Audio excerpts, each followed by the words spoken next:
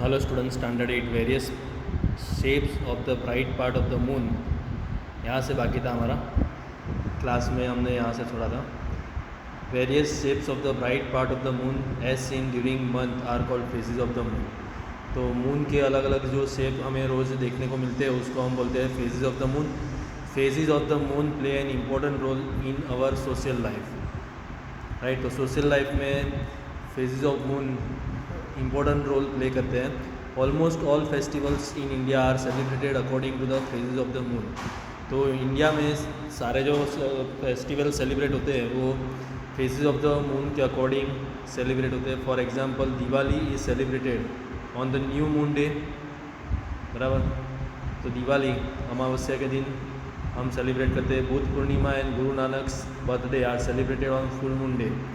तो बुद्ध पूर्णिमा और गुरु नानक का जो बर्थडे है वो फुल मून डे पर हम सेलिब्रेट करते हैं। Mahashivratri is celebrated on 13th night of waning moon, right. तो महाशिवरात्रि 13 नाइट पर हम सेलिब्रेट करते हैं। Eid ul Fitr is observe on day following the sighting of crescent moon. तो क्रेसेंट मून के बाद हमें ईद उल फित्र हम सेलिब्रेट करते थे। Time period between one full moon to the next full moon is slightly longer than 29 days. तो एक फुल मून से दूसरे फुल मून तक 29 डेज होते हैं, बराबर। तो 29 डेज से थोड़ा ज़्यादा होता है। In many calendars this period is called month.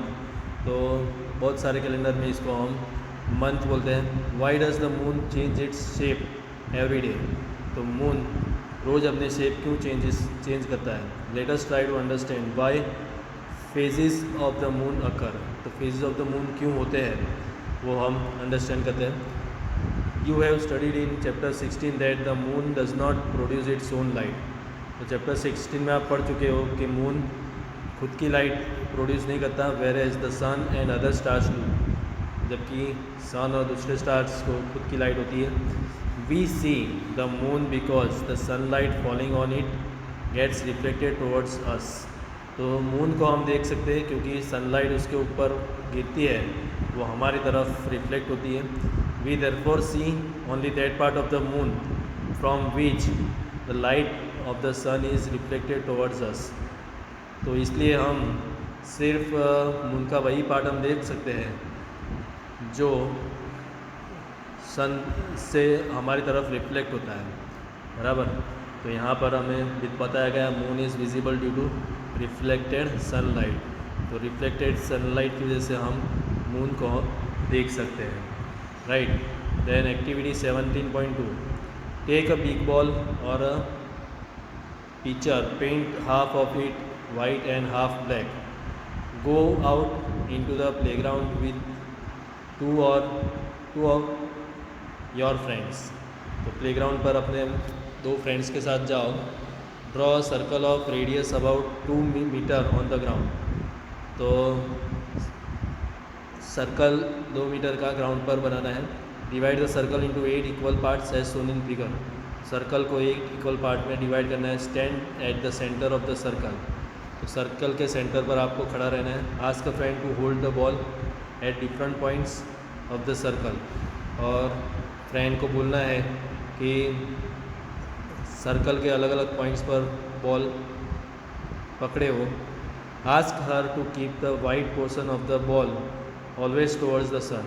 और उसको बोलो कि बॉल का जो वाइट पार्ट है वो सन की तरफ रखे।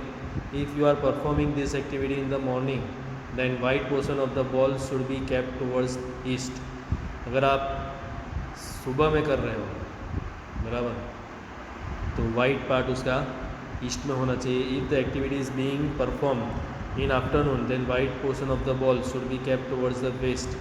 अगर आप आफ्टरनून में कर रहे हो तो उसका वाइट पार्ट वेस्ट में होना चाहिए। In each case the line dividing the white and black portion is kept vertical. तो हर एक केस में लाइन जो वाइट और ब्लैक पोर्शन को डिवाइड करती है उसको वर्टिकल रखनी है। Standing at the center of the circle observe the visible white portion of the ball. तो सर्कल के सेंटर में आप खड़े रहेंगे। Observe the visible white portion, उसका जो विजिबल वाइट पोर्शन है बॉल का, उसको आप ऑब्जर्व करेंगे। While your friend stands at the point on the circle mark earlier, draw the shape of the white portion as you see it. तो shape of the white portion उसको आप draw करेंगे। Compare your drawings with the different phases of the moon as shown in figure. तो आपके drawings को आप phases of the moon के मुताबिक कंपेयर कीजिए।